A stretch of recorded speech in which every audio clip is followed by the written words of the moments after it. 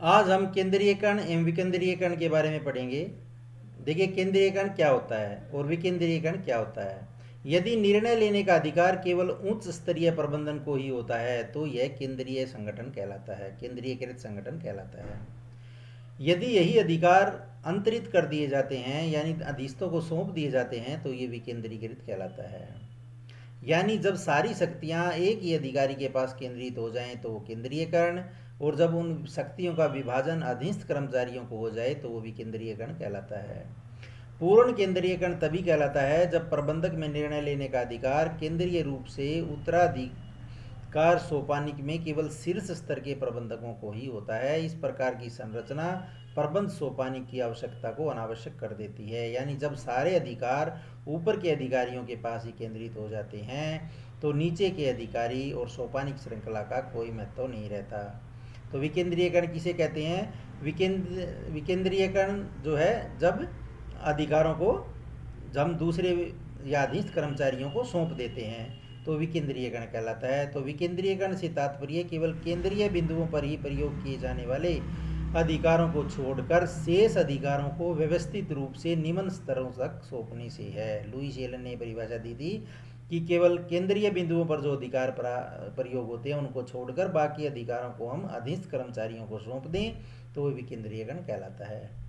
हर वह कदम जो अधीनस्थों की भूमिका के महत्व को बढ़ाता है विकेंद्रीयकरण कहलाता है। वह कदम जो इसको घटाता है वो केंद्रीयकरण कहलाता है।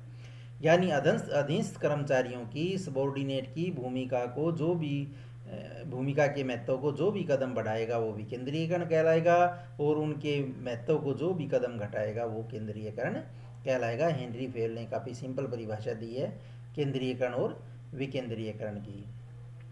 तो विकेंद्रीयकरण जो है वो के विकेंद्रीयकरण का आधारभूत कदम है। इसका जो विकेंद्रीयकरण के बगैर जो है हम ये नहीं कह सकते कि भाई किसी संस्था में तरक्की हो सकती है, क्योंकि यदि सारे अधिकार एक ही स्थान पर एक ही व्यक्ति के पास केंद्रित हो जाते हैं तो इससे ना तो जो नीचे वाले अधिकारी हैं उनके अंदर आत्मविश्वास आता है और ना ही वे कार्य में कोई किसी प्रकार की रुचि लेते हैं, उनमें अपनापन की भावना नहीं पैदा होती है। इसलिए यदि किसी संस्था का विकास करना है तो विकेंद्रीयकरण जो है उस संस्था के लिए बहुत ज़रूरी है। और क्योंकि संस्था का बड़ा आकार होने से उसमें जटिलताएं आ जाती हैं, और जब विकेंद्रीयकरण अपनाया जाता है तो बड़ी बड़ी संस्थाओं में जहाँ कर्मचारियों को प्रत्यक्ष तथा अति निकट से कार्य संचालन उनको वे कर्मचारी देखते हैं तो अपने ज्ञान और अनुभव के आधार पर वो समस्या को उच्च प्रबंधकों से कहीं अधिक जल्दी जो है हल कर सकते हैं। इसलिए विकेंद्रीयकरण का संस्था में अपना एक महत्व होता है। तो देखिए क्या महत्व है विकेंद्रीयकरण का। एक तो अधीनस्थों में पहल भावना का विकास होता है।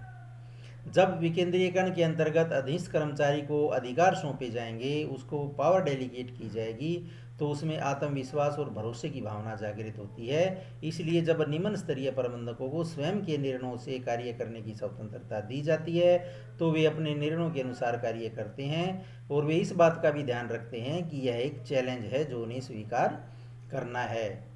इसलिए उनमें उनको जो है अब अधीनस्थों में अपनी पहल भावना को विकसित करने के लिए विकेंद्रीयकरण जरूरी है। भविष्य के लिए प्रबंधकीय प्रतिभा का विकास हो जाता है।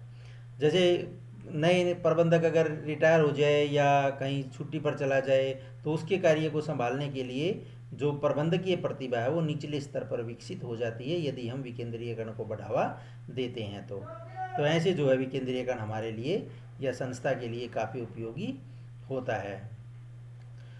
उसके बाद आइए, किसी भी कार्य को स्वतंत्र रूप से करने के लिए उन्हें अनुभव प्राप्त हो जाता है और वह किसी भी प्रकार से उन कम नहीं होता।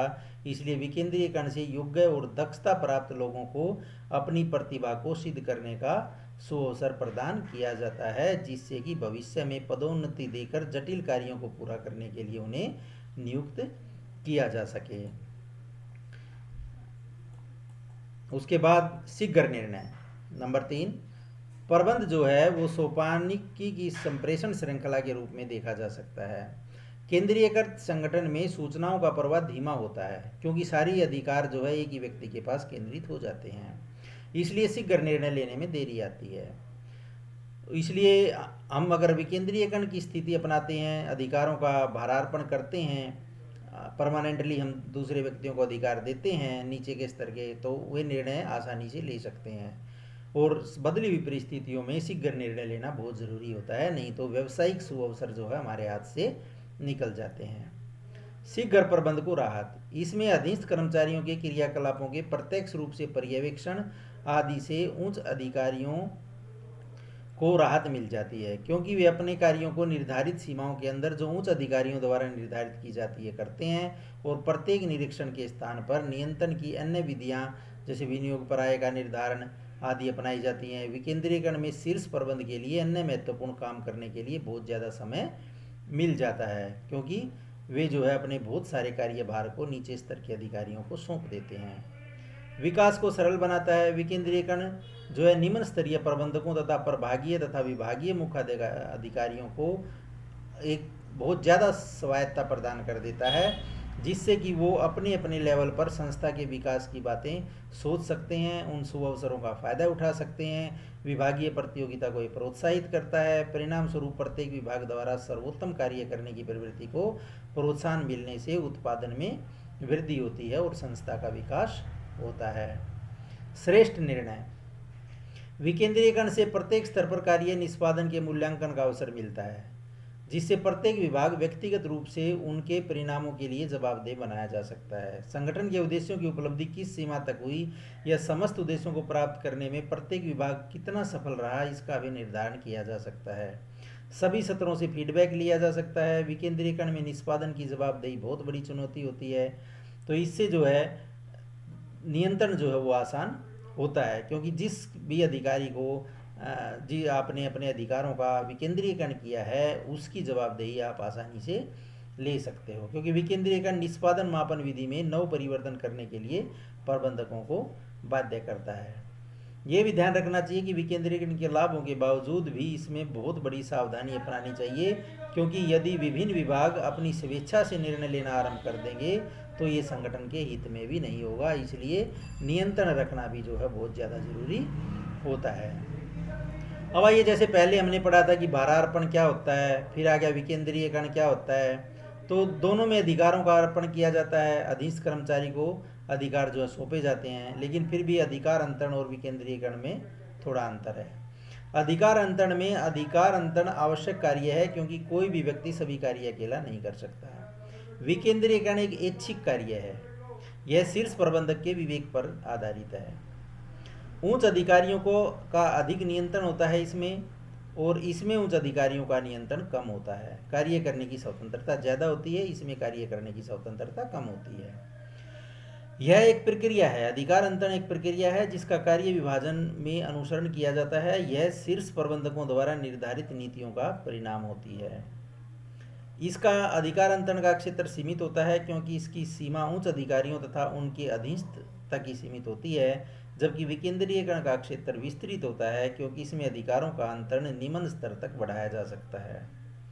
इसका उपयोग प्रबंधकों का भार कम करने के लिए किया जाता है। अधिकार अंतरण का प्रयोग प्रबंधकों का भार कम करने के लिए किया जाता है, और इसका उपयोग अधीनस्थों का संगठन में भूमिका में वृद्धि करने के लिए और अधिक स्वायत्ता देने के लिए किया जाता है।